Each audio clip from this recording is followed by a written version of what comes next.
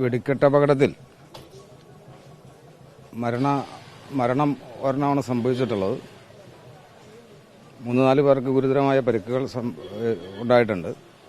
ഇവിടെ പരിസരത്ത് ഏതാണ്ട് ഒരു 1/2 കിലോമീറ്റർ ദൂരത്തിൽ വരുന്ന നിരവധി വീടുകൾ വാസയോഗ്യമല്ലാതായിട്ടുണ്ട്. അത്തരം വീടുകൾ പരിശോധിച്ച് അതിന്റെ നാശനഷ്ടങ്ങൾ വിലയിരുത്തുന്നതിന് വേണ്ടി വില്ലേജ് ഓഫീസിലെ റവന്യൂ വിഭാഗവും മുനിസിപ്പാലിറ്റിയിലെ എഞ്ചിനീയറിംഗ് വിഭാഗവും ചേർന്നുകൊണ്ടുള്ള പരിശോധന ആരംഭിച്ചു കഴിഞ്ഞിട്ടുണ്ട്. ഇന്ന് തന്നെ അത് സംബന്ധിച്ചുള്ള റിപ്പോർട്ട് തയ്യാറാക്കും, കളക്ടർക്ക് സമർപ്പിക്കും.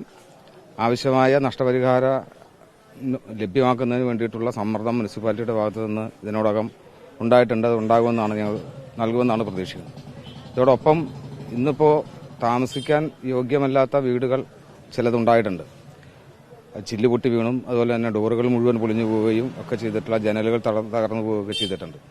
അത്തരം വീട്ടുടമസ്ഥന്മാരെ ഇന്ന് ഒരു ക്യാമ്പിലേക്ക് മാറ്റുകയാണ്. നമ്മുടെ ചൂരക്കാടുള്ള ഓഡിറ്റോറിയത്തിലേക്ക് ഇന്ന് അവരെ താമസം മാറ്റും. അവർക്ക് ആവശ്യമായ പ്രാഥമിക മരുന്നുകൾ കൊടുക്കുന്നതിനും അതുപോലെ തന്നെ ഭക്ഷണം കൊടുക്കുന്നതിനും അവർക്ക് താമസിക്കുന്നതിനും അതുപോലെ തന്നെ ഇവർക്കെല്ലാം കൌൺസിലിംഗ് ആവശ്യമായിട്ട് വരും.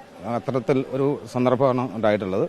അപ്പോൾ അതിനു വേണ്ടിയിട്ടുള്ള കൌൺസിലിംഗ് നൽകുന്നതിന് വേണ്ടിയിട്ടുള്ള ചുമതലക്കാരെയും നിശ്ചയിക്കുന്നുണ്ട്. അത് നഗരസഭയുടെ നേതൃത്വത്തിൽ ഇവിടെ ഓഡിറ്റോറിയത്തിൽ തന്നെ സംഘടിപ്പിക്കുന്നതാണ്. ചൂരക്കാടാണ് അതിന്റെ പരിപാടികൾ സംഘടിപ്പിച്ചിട്ടുള്ളത്.